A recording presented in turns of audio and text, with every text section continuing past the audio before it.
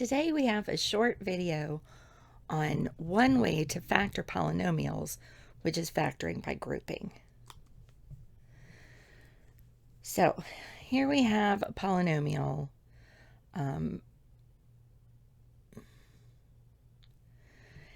it's actually a quadratic, right? That they split up into two groups, right? It started as 2x squared plus 11x plus 12.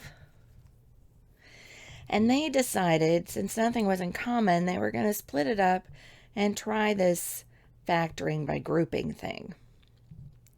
Okay, so just as an example, we're going to go through this. There really is a better way, right? Because we could do a times c, right, which is 24.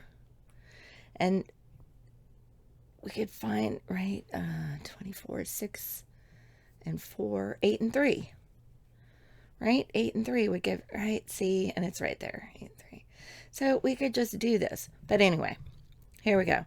So we split it into groups, and then we look for a greatest common factor in each group. So the first group has a greatest common factor of 2x.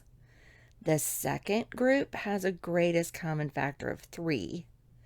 And so we factor out the 2x, we're left with x plus 4. If we factor out the 3, we're left with x plus 4.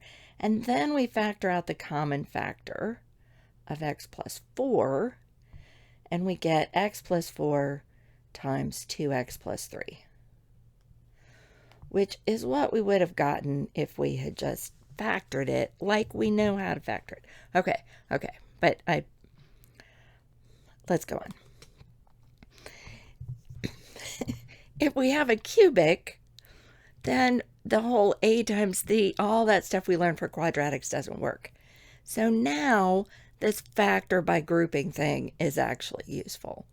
So let's look at the first group, and we'll look at the second group. So in that first group, what can I pull out of both of those terms? Well, all right, it's so hard to write on this. I can pull out an x squared. So if I pull out an x squared, I have to divide both of those by x squared. Oh my goodness. See, and this is what happens when I try to write. X plus 4. Now the second part, I can factor out a 3. But you know what? I would really like to be left with an x plus 4. So let's factor out a negative 3. And I'm left with x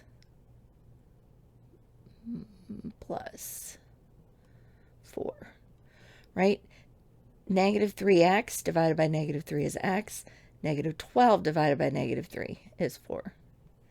And then I can factor the x plus 4 out of both of these terms. And I'm left with x squared minus 3. Now, this, can we factor this some more? Oh, it almost looks like it, right? Because, so close. This is a square, and we've got a minus sign, right? But 3 is not a square. So, nope. That's it. We're done. Now, how do I find the zeros? Right? So that's factored. I need to set this equal to 0.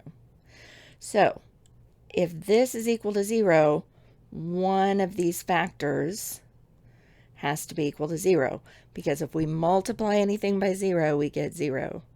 So I've got x plus 4 equal to 0, x squared minus 3 equal to 0. Oh my goodness. Okay. I'm going to subtract 4 from both sides over here. And I get x is equal to negative 4. Over here, I'm going to add 3 to both sides. See, and I never, what am I doing to like make it so weird? All right, let's cancel. I get x squared is equal to, that's supposed to be a plus 3. X squared is equal to 3. So how do I solve for x? Well, I'm going to take the square root of both sides. So x is going to be equal to plus or minus the square root of 3. If I square the positive square root of 3, I get 3. If I square the negative square root of 3, I get 3.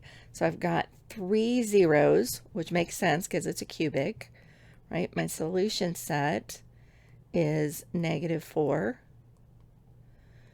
negative square root of 3, and the positive square root of 3. And that's how it works.